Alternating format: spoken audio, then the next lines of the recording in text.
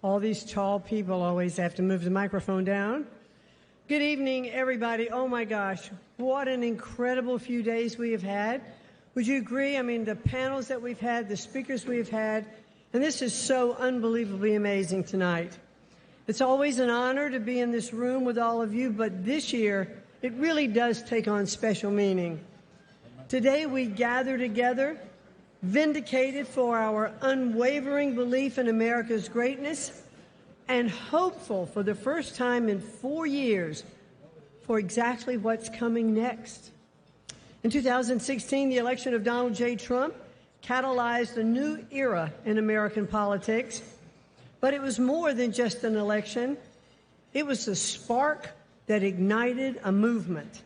America First emerged not as a momentary shift, but as a monumental redirection, a realignment of political parties and values that has American workers, families, and small businesses in the forefront.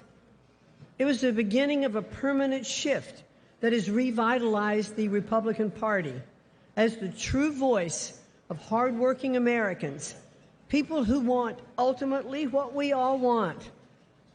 I think we all want to put food on the table. We want to care for our families, and we want to protect our families and our communities. The story of the America First movement is deeply personal for me because I've had the privilege, I don't know if you have, anybody in the room has had, but I've had the privilege of being a business partner, a cabinet member, and a friend to Donald Trump for nearly 30 years. I witnessed both his business savvy and his deep love for his family and for our country, and that means for all of you in this room. When I served as the head of the Small Business Administration, the President and I worked together to achieve his vision of an economy on rocket fuel. And the America First economy led to historically low employment rates for every demographic, affordable housing, and energy independence. We supported paid family leave, invested in American workers, and made everything from gas to groceries affordable. And even after the devastating 2020 election, we knew we could not let our momentum stall. So together, Brooke Rollins, Larry Kudlow, and I, alongside so many of you who've been here since day one, founded the America First Policy Institute. And I really want to take just a moment to really highlight Brooke's vision for 4 years ago. She knew what America First would need to endure. It would need a permanent home to champion policies that worked. The attacks of the left and those who hate America could not go unanswered. It was hard work. We endured a lot of criticism and a lot of doubt and, frankly, a lot of hate sometimes. But every moment was worth it to be right here in Palm Beach last week to see our 45th president become our 47th president.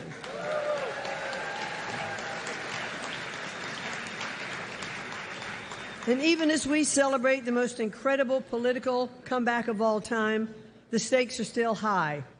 For too long, the political elite and entrenched bureaucrats have ignored the voices of the American people. We have witnessed administrations and policies that are more committed to appeasing special interests than protecting the American workers. The fight to save America from the brink of chaos begins anew today. We will finally again have a president who loves this country deeply. We have a new chief of staff, Susie Wiles, who is not only a powerhouse, but will be the first female chief of staff in history. And we have a mandate, yes. And we have a mandate from nearly 75 million people who voted in this country, who voted to put America first again. And as we move forward, I'm grateful to each one of you in this room. Your dedication, your belief in our cause, and your hard work have all played a role in making First not a temporary cause, but a permanent movement. So I just want to take, yes, absolutely, a permanent movement. So I just want to be sure to thank all of you for your support. We could not do what we're doing without your dedication, your devotion, your time, and your treasure. Thank you all so very much for being with us.